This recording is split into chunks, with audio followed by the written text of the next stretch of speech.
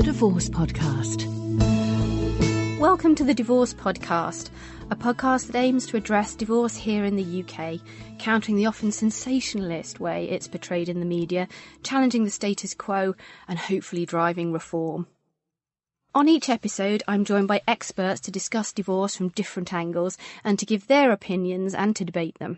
I'm Kate Daly, a relationship counsellor and divorce coach, co-founder of Amicable, the divorce services company, and host of the Divorce Podcast.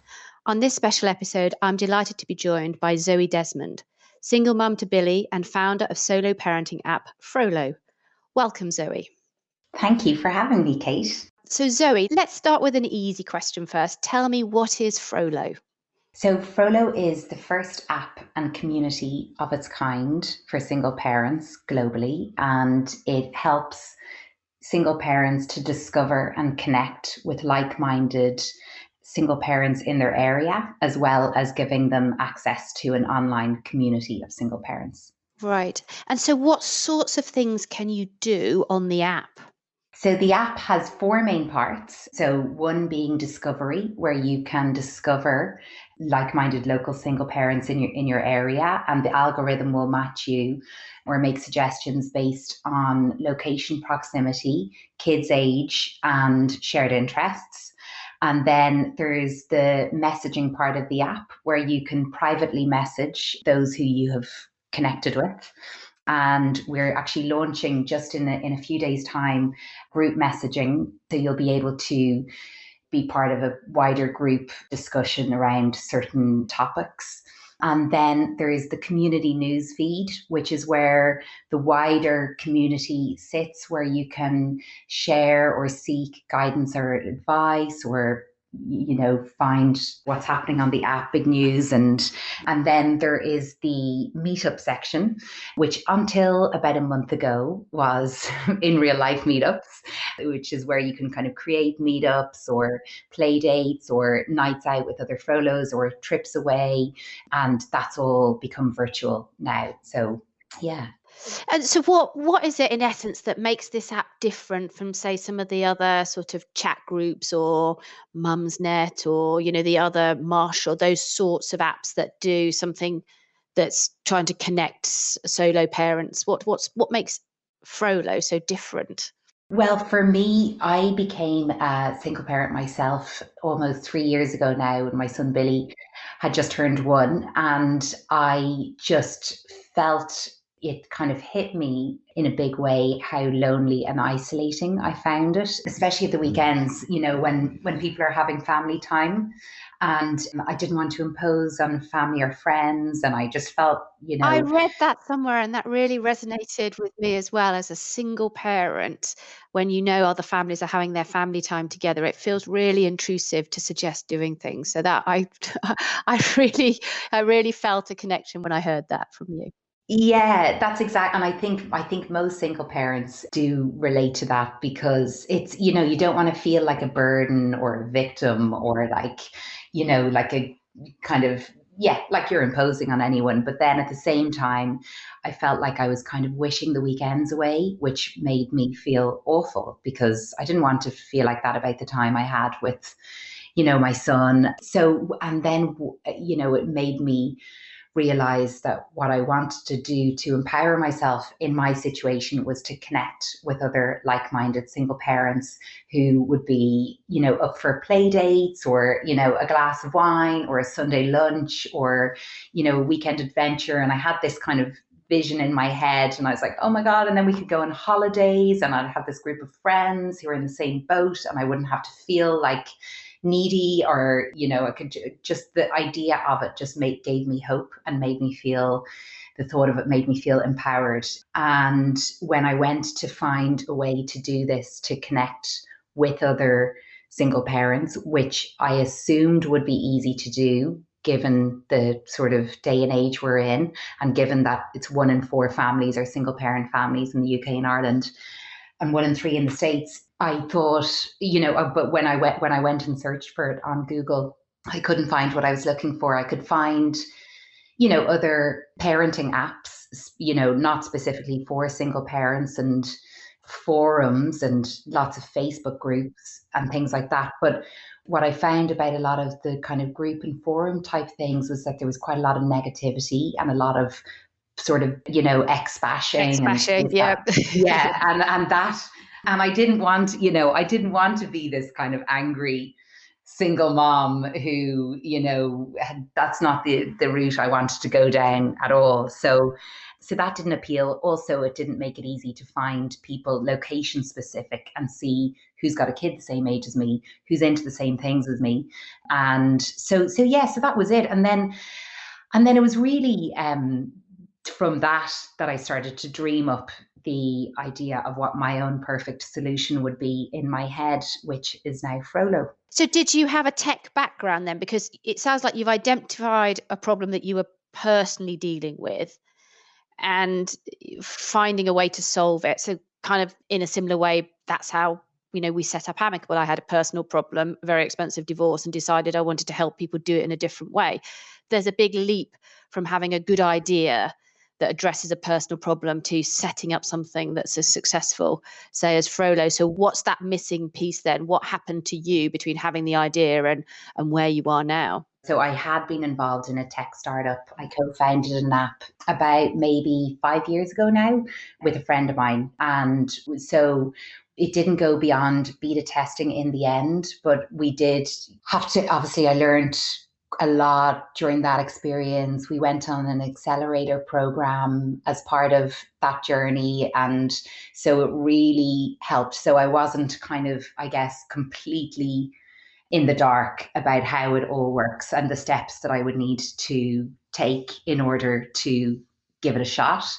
I suppose, just having a little bit of experience in trying to set something up before in the app world, and then just the sheer kind of determination, because it didn't really feel like I made a decision to do Frolo. It kind of felt like I kind of just felt like it, and it still does. It just feels like something I have to do. It wasn't really, will I do this? Won't I do this? It's sort of, it doesn't even. It sounds like a calling almost. It does feel a little bit like a calling. Yeah, it does feel a little bit like a calling, which sounds strange, but that's how much I sort of believe in it. And it's really turned my life around massively. I can't even tell you how much it's turned my life around in the last couple of years, and how much it's helped me in every way. And now getting the same feedback from people in the community saying that it's doing exactly that for them, like that's, that's enough to keep me completely motivated. Well, I suppose a lot of it is normalizing single parenting as a legitimate family type, isn't it? But making it, absolutely the norm, so your kids don't feel like they're different, but it's just a form of parenting, and separated parenting is just another way of bringing up children in a modern society. Completely. And as I said, we're 1 in 4. It's not like, we're hardly a minority. Yeah. hardly a minority. And we all know, there's single parents everywhere and kids of single parents everywhere. And it's horrible to think that any of our kids would suffer because they've been raised in a single parent family home. And actually, I think the kids of single parents, often they are very, wise to the world. And I think, resilient, wise, self-organizing. Yeah, exactly. And good I think these are all skills. yes. And I think these are all really positive things. And it's really positive, I think, our kids as single parents seeing, how hard we work and what we do and how we manage it all. And hopefully someday in the future, my kid and yours will, respect us all the more for it when they see, exactly. Well, you hope you've instilled in them some values of hard work and about trying to achieve things that you want. And I just would hate for anybody's children to be stigmatized or feel a sense of shame because of the type of family that they live in. And so if it helps to change the narrative around single parenting and co-parenting, then fantastic. That's absolutely what it's about. Now, I should fess up here. I am a Frolo, but tell me, what other sorts of people get involved? Who's the app aimed at, and what's the community like from a demographics perspective? So the app is aimed at anybody who is a single parent. So whether you're a single mom or a single dad, whether you've come to it through a relationship breakdown, or you're a single parent by choice, or you're a widow or a widower. So any way that you can become a single parent, you'll be welcomed on Frolo, but it is strictly for single parents. So there has been kind of people getting in touch, saying that their husbands work away a lot and things like that. But it feels really important to keep Frolo as a community specifically for single parents. So in terms of the demographic, there are more moms than dads, which I think people kind of expect, but actually the dads are growing. That gap is being narrowed all of the time. Well, that's really interesting because I know a lot of people at our office are on Frolo, and that one of the positive feedbacks they said about it was that it felt quite balanced, male and That's female. great. So that's, I think it's really important because if you get it just being very gendered, the conversations and everything become different, don't they? Absolutely. And I think on the app, on the feed in particular, on the app, when you go to it, you really do see balance. Like there's not a day that goes by on the feed where there's not dads contributing. And there's a Frollo Dads weekly virtual pub meetup, which is happening Mm. every Saturday night now, which is great. And tons of dads join that. And yeah, it's really good. I'm really glad to see that the dads are embracing it. I think it's a Yeah. really positive thing. Yeah. And I wonder whether more dads will embrace it in a sense because of the difficulties we're having at the moment, because of lockdown. Perhaps many more dads are at home with their kids than have been in the past. So maybe it will be a catalyst for wider societal change as well. I think so. I think so. And actually there's a dad who just joined in the last few days, and he is without his kids because of lockdown for whatever their situation is. But he's on it because he just is still kind of wanting that connection and as a single parent. And I think there is definitely more of a need for Frollo right now than ever before, and the online aspect of the community, whether you have your kids or not. Mm. And I'm going to be really direct here, is it very middle class? No, I mean, in terms of on the app, like it's obviously, I don't have a way of saying what everyone's background is, but it doesn't feel that way. It feels like a really nice mix to me, and that's always what we're striving for as well. But, and it is free at the moment. The app is still free. So there's not, it's the cost of it isn't. Well, let's talk about that because it's really a tricky one, isn't it? Keeping things accessible to people, particularly in the single parent households, the likelihood is there's going to be some financial strain. Far more common, isn't it, in single parent households, but that there are financial constraints. So is it important to keep the app free for that reason? Yes, I think there is, obviously, I would like to keep Frollo as inclusive as possible. And then at the same time, I want to build on it to offer even more value and support for single parents. So the plan with Frollo is to venture into a subscription offering in time. And that will look something like, there will be a free version of it, which will be, use of the app with certain kind of limitations. And then there'll be a standard subscription, which will give Frollo's access to a whole bunch of partner deals, which so hopefully a Frollo will feel like they're actually, spending Benefiting less in some by. way, yeah. Hmm. Exactly. And then the premium offering will give Frollo's access to expert content and advice for a fraction of the price than they get off the app. So like lawyers, child psychologists, therapists, financial experts, and that. So the idea is that if you can't afford it, then you can go in Frollo and connect with people. If you want to feel like, wow, I could really benefit from getting a deal by, where I can bring my kids to the cinema for free on Frolo Fridays and I can do this and all of that, then you can do standard. And then if you're somebody who's going down the legal route or has some need to have experts but don't want to go and blow a few grand on it, then you can go premium. Right.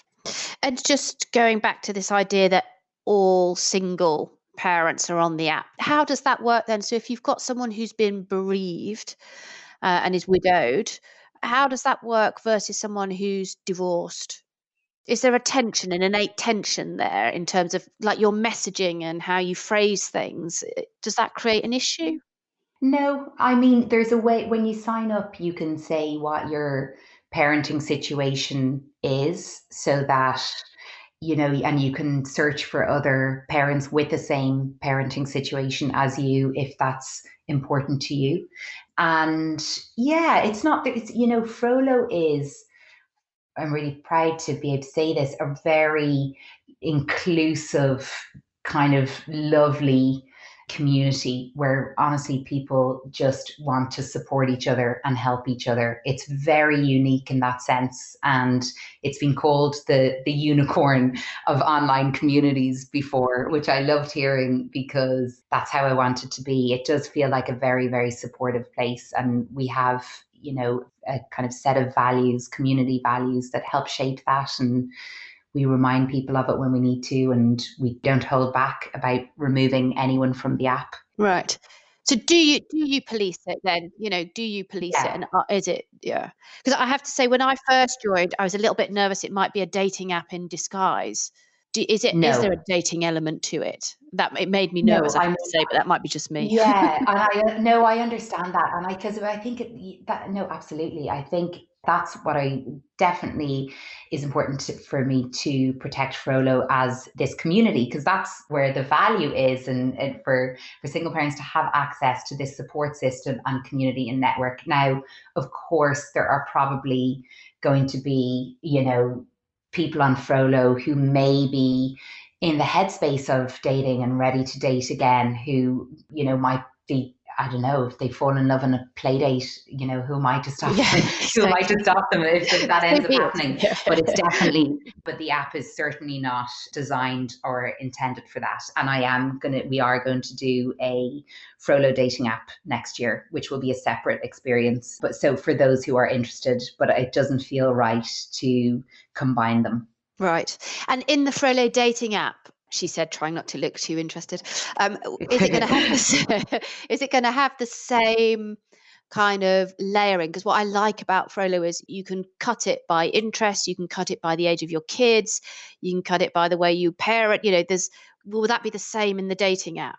I think so. I mean, there's still work to do on kind of designing the roadmap for the dating app, but I will definitely be looking to come to the Frollo community as I always do for ideas and feedback and what the community wants. But I think that would work really well just to kind of make sure that things are as aligned as possible. So who's got like single parents of all people, we don't have time or energy to waste. So I think if we can create a dating app that really does the groundwork Yeah, for filters in the right people. way. Yeah. Exactly. Yeah, exactly. Right. So we touched on earlier a little bit about, how COVID has changed the way that the app's being used. Understandably, there are no physical meetups, that kind of thing. What impact do you think that COVID has had on the single parenting community? I think, it's funny. I said this to somebody recently that it reminds me of when I first became a single parent. And because I'm, this extended time with my son, by ourselves, these long weekends and all of that. But it reminds me of it in that there's no one that we're going to meet because now we've got a really busy life and we're always going to Frollo meetups and to meet our Frollo friends and all of this. So we can't do that now, obviously, but it's still so nice having access to the community. But a lot of single parents are kind of saying, you know what, this is not that different to like parts of our life anyway, because, there is a lot of the time as a single parent that you are kind of confined to your house because you're there alone, and and the intensity of being with your kids as well. We all know about that. But I think there's definitely a need to connect more, which is why I think the virtual meetups on the app have taken off the way they have, because, at the end of the day, just to be able to go online and connect with other people, whether it's just about general chit chat, or if it's a virtual happy hour or a book club, or there's a movie club happening on the app tonight, it's just a way to lift your spirits and feel like, okay, I'm not actually the only person in the world in this particular situation doing it on my own either. And have you seen an increase in uptake during COVID? Has it served as a way of bringing people together and giving them something that's missing? Yeah, I think it's a strange time, I think some single parents are just absolutely flat out at the moment, especially those who don't have any support or, co-parent involvement, and are also trying to run a business or work. So I think it depends on people's situation and how much time they have. There has been an uptake, but it's like probably most things, you sort of see the sense of uncertainty wave kind of going through as well. And, some days are busier than others in terms of uptake and in terms of engagement. But I think that the community it's sort of shaping the online aspect of the community, and it's forced us to be quite nimble in offering the virtual meetups. And then we're bringing forward group messaging, as I mentioned earlier, which wasn't planned for another while, but I think that will make a really big difference as well and help a lot. And I imagine from a single parent perspective, when my children were a lot littler, the biggest issue for me was if I wanted to leave the house, I had to get a babysitter, even if I wanted to go for a 45-minute run, and no babysitter comes for 45 minutes, I can tell you, and it's the expense. So I imagine the virtual aspect actually plays quite nicely into the community's hands in some ways, because it means you can socialize without having to find a babysitter or pay for a babysitter or whatever. Exactly. And actually, with, Frolo meetups, and a lot of them being meetups at the weekends with kids and things, which are great, and they are is such fun, and they go so well. But it's obviously just a bit hectic sometimes with kids running around, and you're kind of, so it's nice. A lot of the virtual meetups are when the kids have gone to bed, and so it's nice being able to do it from the comfort of your own home with a glass of wine or a cup of tea or whatever you want, and chat to other people, and then have your slippers on while you're doing it, and exactly not the hassle of leaving the house or booking a babysitter or spending any money. Yeah, exactly. So just finally, why do you think the app has been so successful? Because I mean, it is very successful, phenomenally successful. You look at the Thank press, the you. media you've had, you look at the uptake. It's a really amazing app with a really amazing story, run by a really amazing founder doing it You're so single-handedly. kind. Thank you so But much. it is. What do you attribute the success to, apart from yourself? Ah, that's so sweet. Thank you. I honestly think that it's just the right time. I think the world is just ready for Frollo, and I think it's actually quite late to the party. It's amazing to hear the story, and thank you so much for being with us today. Zoe, Thank you for having me. how can people find you? Are you on Twitter? Do you have a website? Obviously, there's the app. Yeah, so the website is frolo.co.uk, www.frolo.co.uk, and everything is on there. There's like a link to our blog on there. The App Store download and Google Play Store download links are there, and the story behind Frolo and contact details and how the app works. Everything you need is on the website. You can find out more about Amicable at www.amicable.io, or you can follow me on Twitter at Kate_Daly, or you can follow the Divorce Podcast at divorce_podcast. Thank you for listening.